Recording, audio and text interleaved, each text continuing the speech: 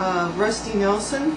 Rusty, he was the central photographer, you know, and he skipped out and escaped.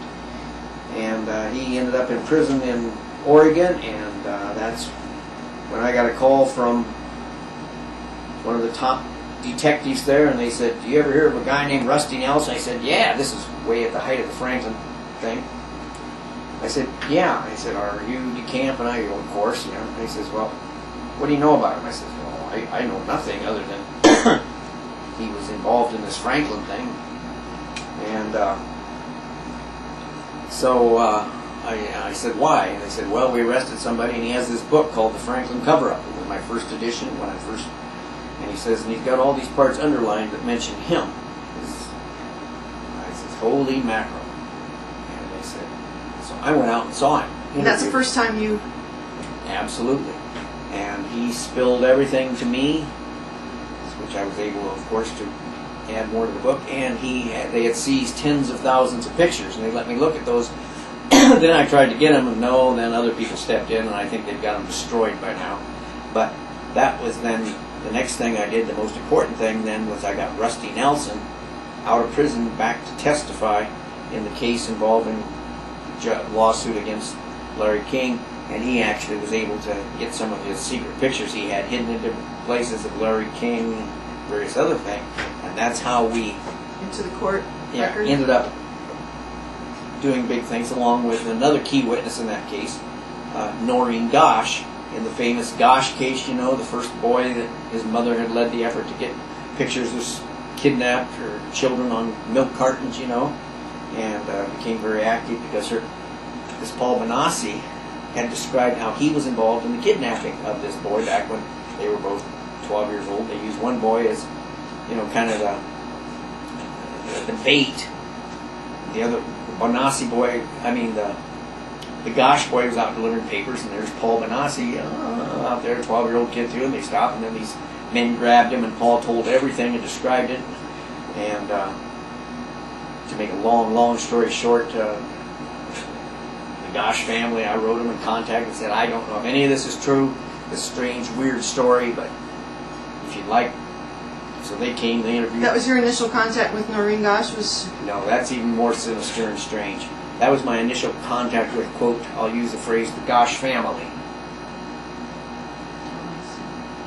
With the father, let's say. And because he kept a lot of evidence from Noreen for years. I'm not going to go into that. Now, these boys ended up supposedly on a ranch in Colorado. That's correct. Colonel Michael Aquino's ranch? Do you know where I'm not going to go into who owned or didn't own ranches or anything. Michael Aquino is prominently mentioned in my book. Michael Aquino was a very prominent individual, you know, in the military, and he's been accused of many things, including being involved in this type of activity. I was scheduled for a debate with him in California. They were going to have him on the radio, very prominent station out there, to refute and discount and disprove all kinds of things that were being claimed about him at the time. Not in my book, but all in lots of things. You remember? Lots of accusations were made. And I, unknown to him, was brought in by the radio station to be sitting there ready to debate with him. I didn't know that. Oh yes, this is a real event. And at the last minute, he finds out that I'm there. So he refuses then to participate further and quits. And I offer all kinds of things that clearly prove he's full of you-know-what. I'm from Littleton, Colorado myself, and I personally know a lot of the students and parents who were affected that day in the shootings. You were asked by at least one of the families to become involved in that. What was your involvement in? I filed a lawsuit on behalf of one of the kids.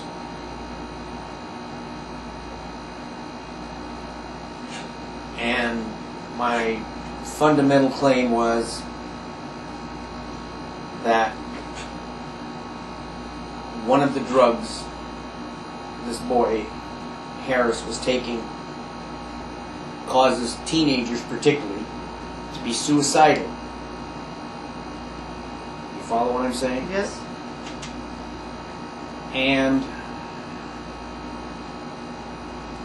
to make a long story short, of course, you're fighting Solvay was the drug company involved. They manufacture whatever the drugs are. Can you spell that out? Solvay. I don't. Anyway, and of course the drug companies fight it with a passion and bring in the toughest people in the world. I kept battling, but the amazing thing to me is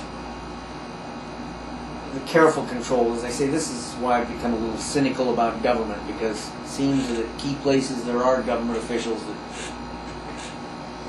don't always do what the people need and want and should receive. Unfortunately and tragically, and I hope it changes someday, I can't talk about certain things. I'm the only person who's taken a deposition of the Harris family, of the doctors that were treating this young boy, and I'm the only one who's seen, other than certain certain officials, all kinds of things in this case that are now sealed, and they're trying to be destroyed, as you know. And in fact, I had 2 federal marshals show up in my office, law office, when the judge ordered these things sealed and record destroyed, to go through my files to take copies of, if you can believe it, certain depositions I had taken.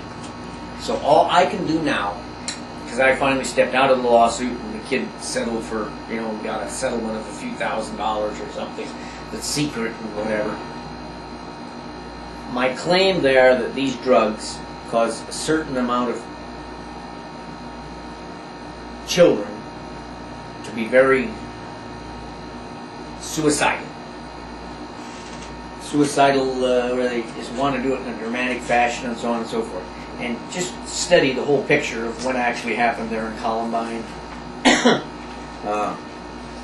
if they ever release or don't destroy all the records on this case, I think you'll find that that is the most accurate lawsuit that was ever filed on this whole thing. See, Mr. Harris, the boy, had learned to manipulate even the drugs, double up or triple up, and then go off them for a few days and get the exciting effects of this and that, and feel like King Kong, you can kill anybody, and he learned the whole mechanism. Has any of that ever come out? No. And the video games?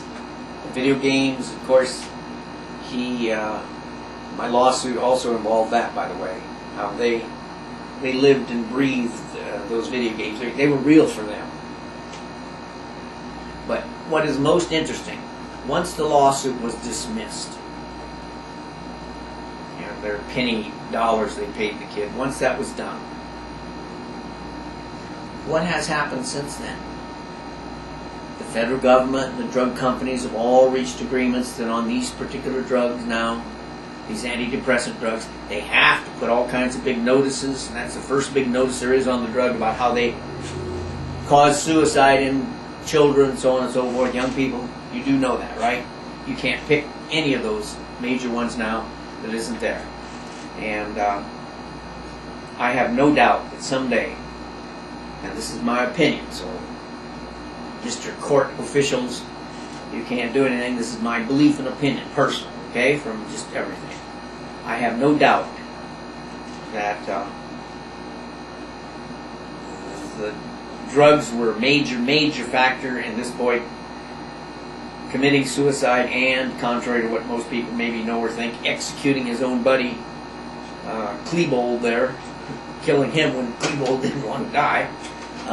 And you just had to see all these basement tapes they made and know the whole story, and you'd have no doubt that those are the things they won't release or let the public have, and they keep talking about destroying, and I don't know how much has been destroyed now, but if you ever saw those basement tapes and all that stuff, you would have no doubt. No, I thought the official story was that they each committed suicide individually. And my answer to that is bullshit.